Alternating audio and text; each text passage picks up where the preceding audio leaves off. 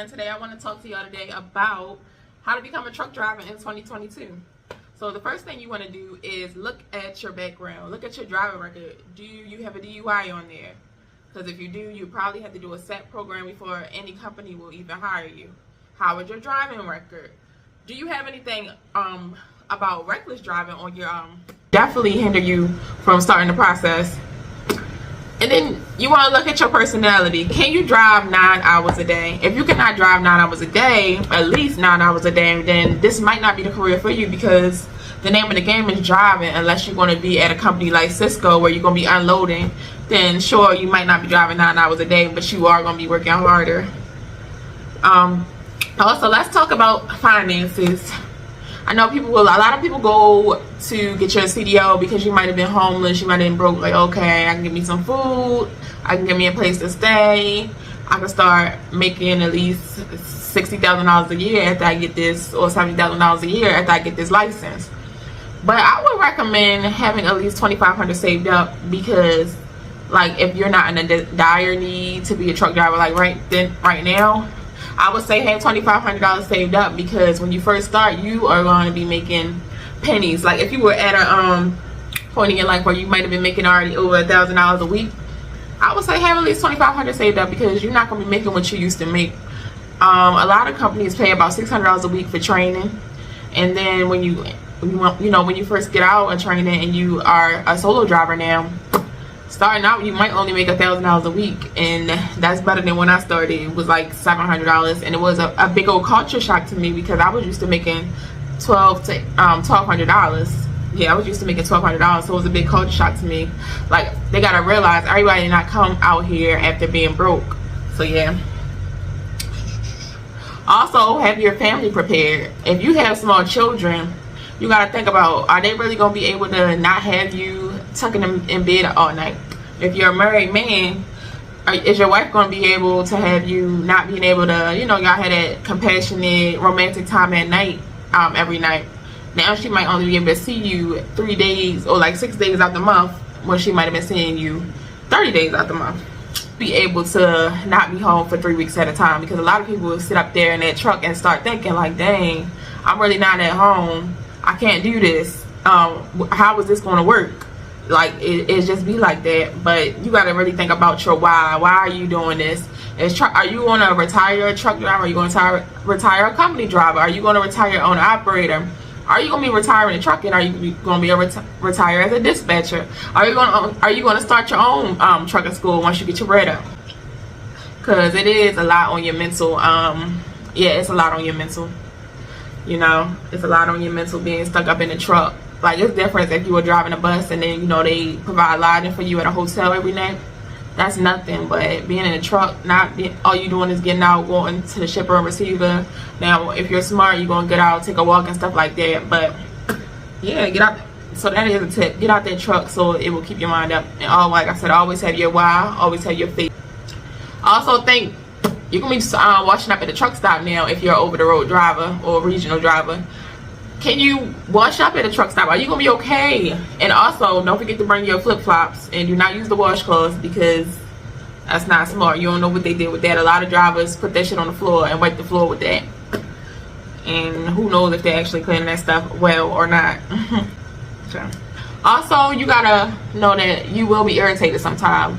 Dealing with inconsiderate drivers, inconsiderate shippers, inconsiderate receivers, inconsiderate dispatchers, inconsiderate security guards. Are you going to be able to handle that? And inconsiderate drivers, that does include other truck drivers. You wouldn't believe it, but truck drivers be rude to each other, cut each other off, and it's like, I ain't gonna lie, I be feeling disrespected. Like, you cut in front of me, you don't put your blinker on, and you a truck, like, you know how it is, like that's rude as fuck. Oh, another good tip: get into the Facebook groups, but do not think that these drivers are going to be the drivers that you see on the street. They're not the same type of drivers. The drivers on the Facebook groups, they're pretty, well, some of them, they're pretty, nice to each other, but the drivers on the street, they're not as friendly as the drivers on social media. Now, I'm not saying they won't help you. Always ask for help. If you need help, rather than you getting in an accident and hurting yourself or hurting somebody else, definitely ask for help. I never had I never asked for help and I didn't get it. Now, they might not have been like enthusiastic to help me, but at the end of the day, they still will help. And you gotta think about, are you an introvert or an extrovert? You gotta think about, can you be with a trainer for at least 4 weeks in this small little section? That's the hardest part about trucking, honestly, is being with the trainer. That part makes me depressed. Like, the thought of having to be with a trainer, that part makes me literally depressed. And always be humble, because I'm not saying this is right or wrong, but a lot of the older drivers, well, it's wrong, but they feel like they're a little better because they're older, they got their CD out before you. So when you're dealing with your trainer, especially if you don't want your trainer to kick you out the truck, which I honestly feel like if they're not taking you to a terminal, do not get your ass out that truck. Do not get out the truck on the side of the highway. That's crazy. I'm sorry, you're not putting me out in the middle of Nevada and I live in Maryland. No ma'am. And don't believe everything that you hear. Listen to the person and find out what kind of person they are, and then you take their advice. Because a lot of people, it's like a crabs in a barrel mentality, because of course, say it was less drivers and they would be getting paid more, so a lot of drivers will try to talk you out of this, but at the end of the day, I feel like it's money for everybody to get some money. And so yeah, don't take everybody's advice. Listen, but take what you want and take what you can, and then spit out the bones, spit out the parts that you do not need. Like, I had somebody tell me like, oh, there's no outside cameras in the truck. I didn't see the truck yet, but it was like, why would you say that? Like, people just be lying just to be lying. I would say always ask drivers questions, but at the end of the day, you're gonna have to do your own research. Because say, let's just talk about Swift. I didn't like Swift. I wouldn't tell nobody not to go there, because they do pay good for a new driver, but they might fuck up your DAC report and stuff like that if you might do stuff the way they ain't say it. I'm sorry, but Swift will lie. But oh, and that's another thing, if it's something that's happening, always have that shit in writing. When you get in that truck for the first time, take pictures of everything, because when you leave, or if you leave, you do not want them to put that thing on you and put that on your report. That's another thing.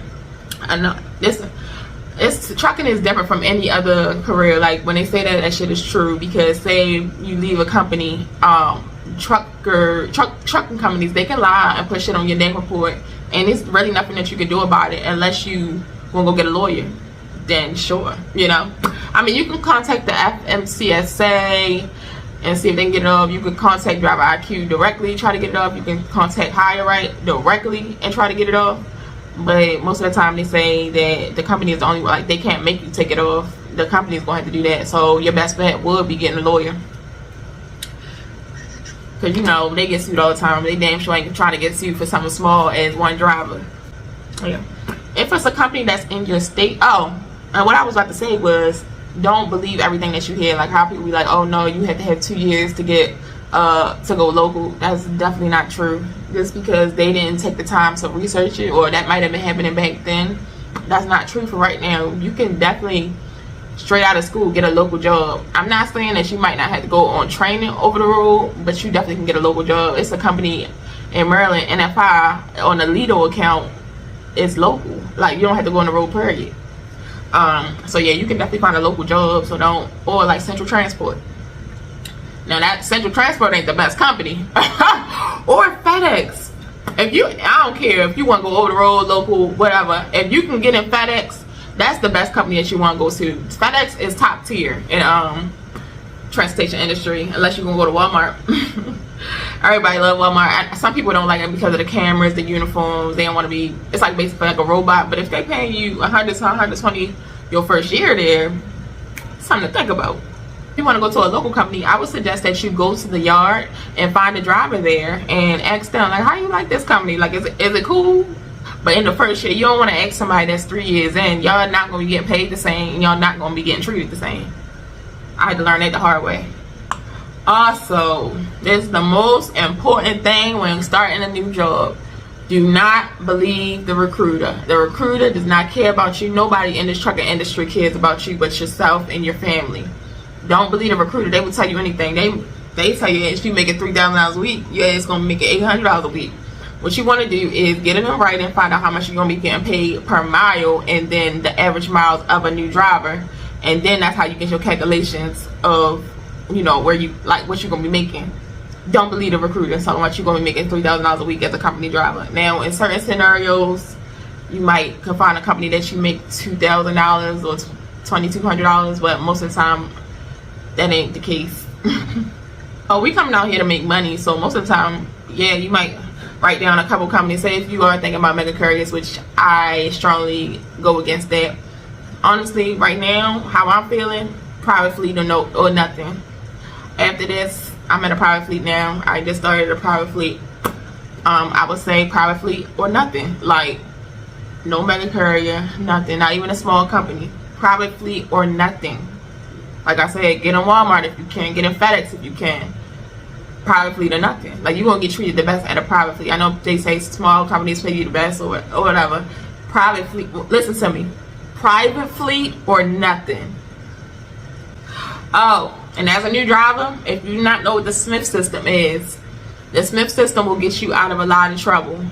And like I said, do not look at your GPS. Now, you can look at Google Maps to go on satellite vision and see how small the street is and stuff like that, but you can't follow that. You only look at when you're getting close there and you want to like trip plan and stuff like that. Oh, also trip plan. But yeah, like, yeah, don't follow that GPS like that. I mean, follow the GPS, but you want to track a GPS. You can even, on your phone, you can even download Trucker Path. And I know a lot of people say they like Hammer. I don't really like Hammer, but I'm also good at judgment, because I'm grown on the Smith system. I used to work at Greyhound before I even got my Class A, so I'm good with the Smith system. Aim high and steering, get the big picture. So that means you want to be looking pretty much like a half a mile down the daggone road. So like, say if all the cars come to a stop, you want to make sure that you get a stop too. Start already putting your hazard lights on, because you don't want nobody to hit in the back of you, and you don't want to hit into nobody else, because at the end of the day, you want to keep your license clean, so any company will be like, oh yeah, come on over here, versus, oh, and it's like, dang, I almost ain't even getting the door, or I didn't get in the door. Aim high and steering, get the big picture, keep your eyes moving. So your mirrors, you want to make sure that your mirrors are your best friends. Your mirrors are literally your best friends. Leave yourself in out. So if you're in the right lane, you leave yourself in out anyway. You just jump up on the other side, like say, you know, cars, trucks start driving crazy and they happen to your lane, or there's something happen. You want to make it enough room so you can avoid that accident. And make sure they see you. Always keep your lights on. Like I said, if something happens, beep your horn. If you're like in city traffic, look people in their eyes so they see you, so they don't try to act crazy. Like, oh, I saw you hit your car or your truck. I didn't even see you. Okay, all right. Let me see. Keep yourself off drugs. Probably a lot of people like smoking weed, and of course, you know, some states is legal, but it's not legal in trucking. Trucking is a weird career. I hope they're gonna be making some better changes in the future, but you gotta make sure that you are drug free, and find out if your company does hair follicle or urine. I only like urine companies, and not even on no drug shit. Like, you are not about to be cutting all that hair out my head, because for women, they're gonna cut a lot of hair out your head. And even if you're a man with dreads, they most likely they're gonna cut a whole lock off your head. I mean, that's just what it is. But if you are in your first year and you're like, oh, I don't want to do a private fleet, or oh, no private fleet will hire me, I would say for a new driver, NFI and Swift pay the best. Even though I don't recommend Swift, I would say stay NFI. Go to NFI or Swift. And you also have to have your license for a year. And if you want to do this, just buckle down and get it done. Like, it's not that deep. It's not that hard. People making it more than what it is. Oh, be sociable. Don't be out here. If you're an introvert, that's fine. Do that when you get back in the truck. But if you need help, do not, like I said, don't be scared to ask some people numbers and stuff like that, because you never know what situations that you're going to get. You might end up jumping the kingpin. How am I going to get out of this? Oh, and these schools that y'all be getting your license through, they don't teach you how to drive. They teach you how to pass the test. That is it, and that is all. That's what they get main money for. They're not going to teach you how to drive. You get taught how to drive on the road by yourself, or maybe your trainer will help you, but shit, a lot of times your trainer ain't even going to help you teach you how to drive. They just here for the check. Most of them. Not all of them. You get some good ones here and there. Another important thing when it comes to pay, because most of the time they will try to cheat you out your pay. In my experience, you want to always get a notebook. Write down every load you do. Write down all the miles you do, or any other information that you feel like you gonna need. And lastly, you have to be an advocate for yourself out here. If you're not comfortable going into New York City, Tell them I don't feel comfortable going to New York City. I'm new to this. I never drove there before, because they're going to give you the ugly loads. You knew they're going to give you the ugly loads. At least try. So you got to be an advocate for yourself. But yeah, thank you for watching. Put a truck in the comment if y'all made it to the end of the video. And like I said, thank you for watching. I will be posting more trucking content. So please like the video. Please share the video. Subscribe. Tell a friend to tell a friend to tell a friend to come back to this video. Thank you.